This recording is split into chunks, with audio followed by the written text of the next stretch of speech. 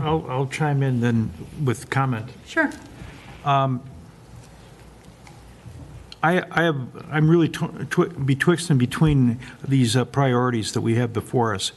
I'm very much concerned about our fiscal reserves, and I recognize that if we were to do some incremental brush clearance, which is greatly needed, don't get me wrong, it's going to have to dip into some of those reserve funds, which is going to shorten the timeline in which we are upside down financially as far as not being able to have the cash flows.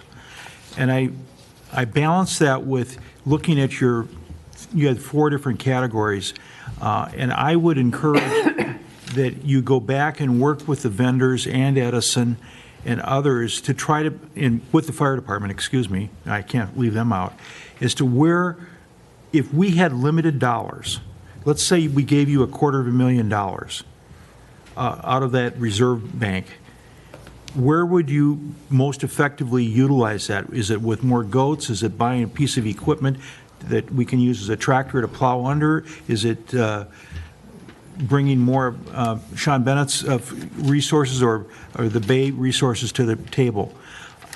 I think that's the challenge we need to put back in front of you, because we have a balancing situation.